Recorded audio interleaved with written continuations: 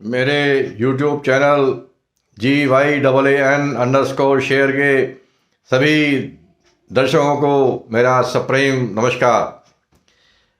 मित्रों, पिछले सेशन में हमने श्रीमद् भगवद गीता का दूसरा अध्याय कवर कर लिया था, लेकिन हम आज आगे नहीं बढ़ेंगे उससे। और सबसे पहले हर रोज़ की भांति हम भगवान का स्मरण करेंगे। आप भी मेरे साथ दोहराइए। ओम वसुदेवसुतं देवं कंचचाणूरमर्दनं देवकी परमानंदं कृष्णं वंदे जगद्गुरुम्। ओम यं ब्रह्मा वरुणेन्द्र रुद्रमरुतः स्तुन्वन्ति देव्यैः स्तवैः वेदैः साङ्गपदक्रमोपनिषदैः गायन्ति यं सामगाः ध्यानावस्थितद्गतेन मनसा पश्यन्ति यं योगिनो यशान्तं न विदुषुर्गणाः देवाय तस्मै नमः। ओम श्री परमात्मने नमः। मित्रों, श्रीमद् भगवद गीता हमारे जीवन की हर समस्या का समाधान प्रदान करती है। आज मैं आपको एक ऐसी समस्या से रूबरू कराऊंगा जो मैंने आज ही पेपर में पढ़ी और बड़ी दुखद घटना है। और ऐसी घटनाएं आजकल बहुत बढ़ रही हैं। बहुत से मेधावी बच्चे IITs की प्रिपरेशन करते हैं और जब वो उन्हें लगता है कि एक दो बार प्रयास करने के बाद भी वो सफल नहीं हुए या उनका कॉन्फिडेंस लो हो जाता है, तो वो अपनी इस परेशानी को अपने दिल पर ले लेते हैं, अपने दिमाग पर बोझ ले लेते हैं। और ऐसे ही आज मैंने एक पेपर में पढ़ा कि एक बच्ची ने अपनी जीवन दे दिया। अब आपका सवाल ये उठता है कि इसमें श्रीमद् भगवद गीता क्या कर सकती है। तो मित्रों, इस प्रकार की जब भी घटनाएं होती हैं तो इसका सिंपल अर्थ ये है कि हमने अपने जीवन को, मानव जीवन का जो हमारा उद्देश्य है मोक्ष प्राप्ति करना, उसको हमने केवल एक जो उसका दिशा है, एक एस्पेक्ट है, केवल हम उसको लेकर चल रहे हैं कि मानव जीवन का उद्देश्य भी बाकी जीव जंतुओं की तरह से रोजी रोटी कपड़ा कमाना, पैसा कमाना, पद प्रतिष्ठा कमाना ही है और बस इससे आगे कुछ भी नहीं है। और इसी प्रकार से हम अपने बच्चों को भी आज शिक्षा दे रहे हैं। हम धर्म की कोई शिक्षा नहीं दे रहे, हम अपने संस्कारों की कोई शिक्षा नहीं दे रहे, हम वो शास्त्र नहीं पढ़ते, ना ही हम खुद पढ़ते हैं। और इसीलिए जब ऐसी परिस्थितियाँ आती हैं जो हमें विपरीत लगती हैं तो हम अवसाद का शिकार हो जाते हैं, हमें कोई रास्ता नज़र नहीं आता। हमारी पहली भारतीय परंपरा क्या थी, जरा याद कीजिए, जो गुरु शिष्य परंपरा थी। यदि इसी प्रकार की घटना उस समय, इसी प्रकार की परिस्थिति किसी बच्चे के सामने उस समय होती तो वो क्या करता? वो अपने गुरु के पास जाता। अर्जुन के पास भी आपको ध्यान होगा कि पहला अध्याय विषाद योग के नाम से ही प्रचलित है। उसको विषाद योग क्यों दिया गया? क्योंकि अर्जुन भी विषाद से ग्रस्त है। अर्जुन टोटली कंफ्यूज है, उसे कोई आगे बढ़ने का रास्ता नजर नहीं आ रहा। तरह तरह के विचार उसकी बुद्धि को भ्रमित कर रहे हैं। उसका एक मन कहता है कि मैं क्षत्रिय हूँ और इसलिए क्षात्र धर्म का अपहरण करते हुए मुझे युद्ध करना चाहिए।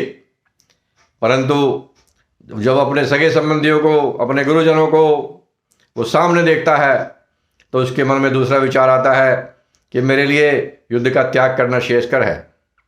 और इस परिस्थिति में वो बिल्कुल कंफ्यूज हो जाता है, उसको खुद समझ में नहीं आता कि मुझे क्या करना चाहिए।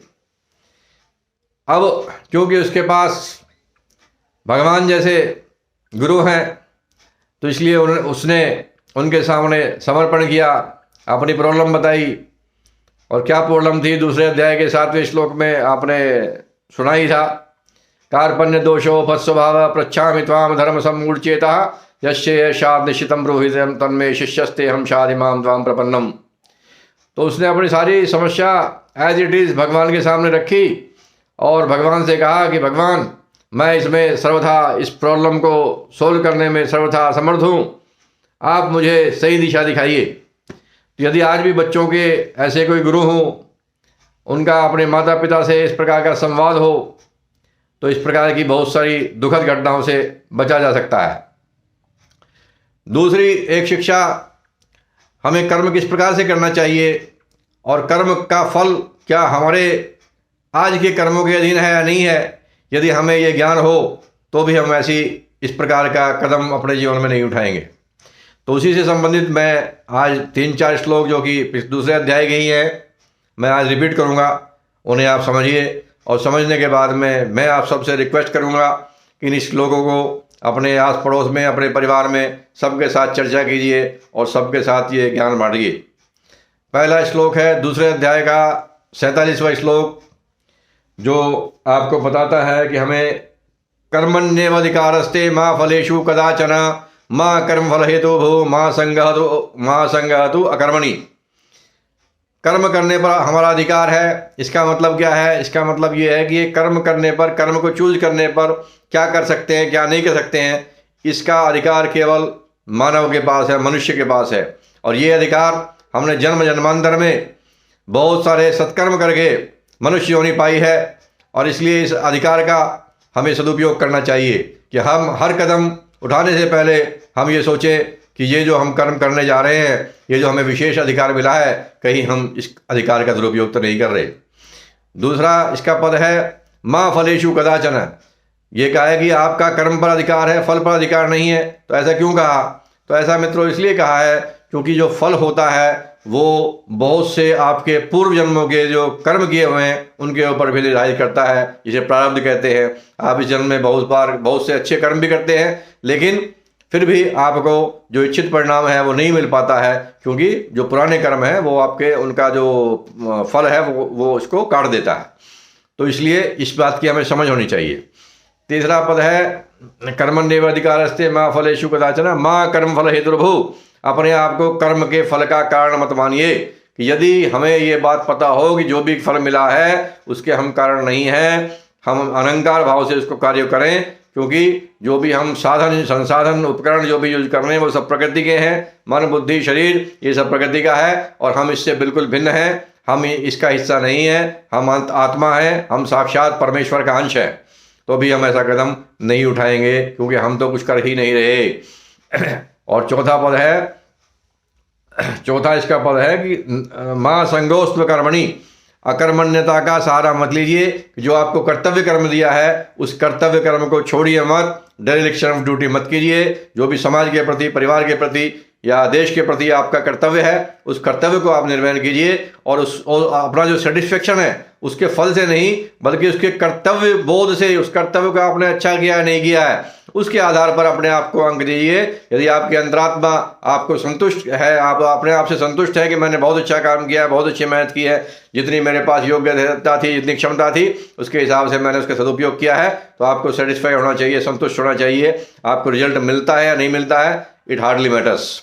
तो ये जो बातें हैं ये हमें हर घर में, हर परिवार में हम अपने बच्चों को सबको समझानी चाहिए, क्योंकि हमेशा परिस्थितियाँ आपके अनुकूल नहीं होती।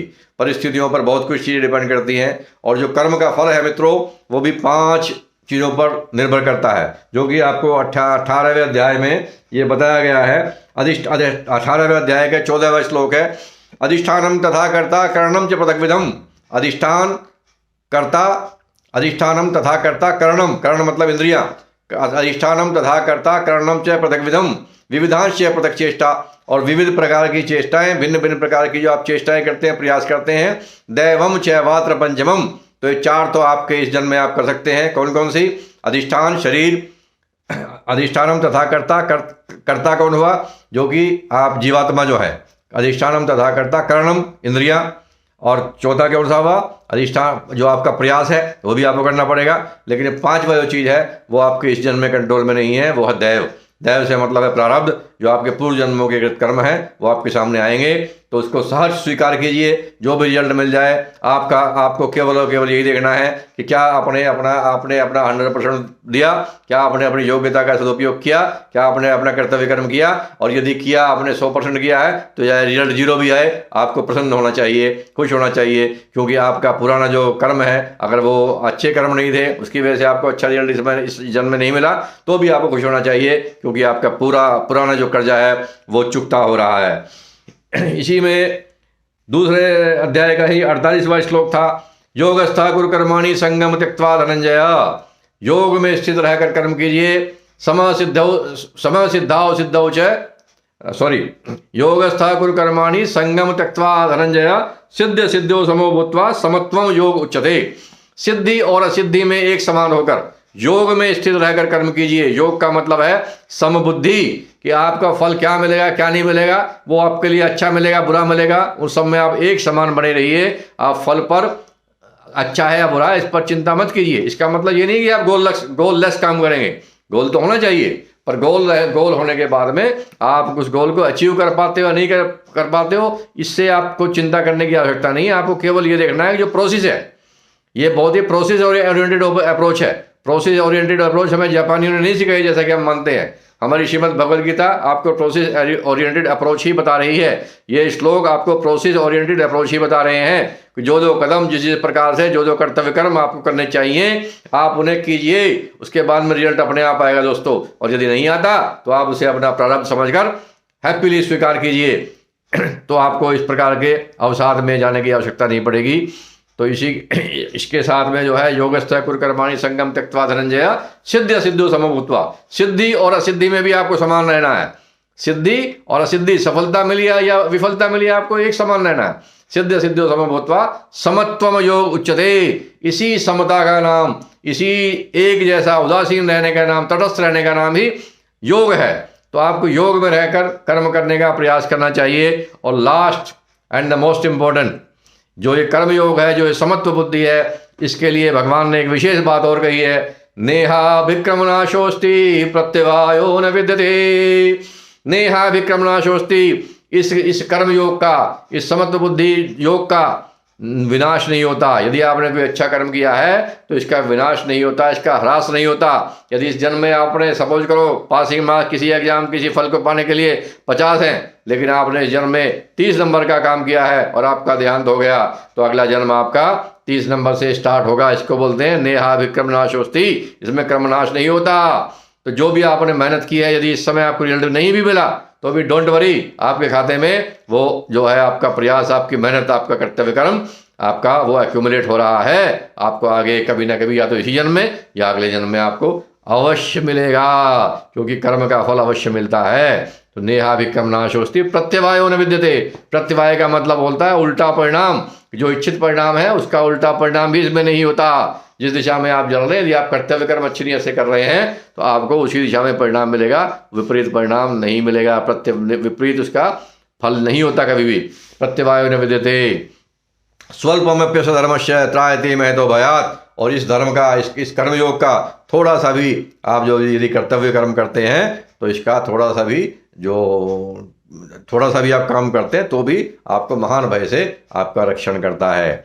और इसके बाद लास्ट में एक श्लोक आपको आज और बताऊंगा, 18वें अध्याय का, वो श्लोक नंबर है 66।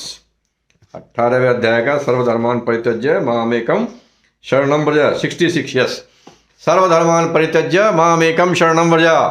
सभी धर्मों को त्याग कर, सभी धर्म से मतलब है यहाँ कर्तव्य कर्म। मित्रों, श्रीमद् भगवद गीता में जहाँ जहाँ भी धर्म आया है उसमें सब जगह पर कर्तव्य कर्म है। वहाँ धर्म का मतलब हिंदू मुस्लिम सिख ईसाई नहीं है। तो हमारे शास्त्रों में बहुत बहुत क्लियर धर्म की परिभाषा दी हुई है। सर्वधर्मान परित्यज्य मामेकम शरणं व्रज। अपने सभी कर्तव्य कर्मों को मुझे अर्पित कर दो, मुझे त्याग दो। सर्वधर्मान परित्यज्य मामेकम शरणं व्रज, और मेरी शरण में आ जाओ। अहम त्वा सर्व पापेभ्यो मोक्षयिष्यामि मा शुचा। मैं तुम्हें सभी पापों से मुक्त कर दूंगा, मोक्ष दिला दूंगा, डोंट वरी।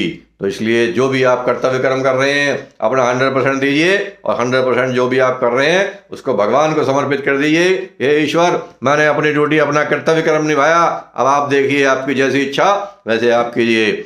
इसी के साथ आज का सेशन मित्रों समाप्त करता हूँ।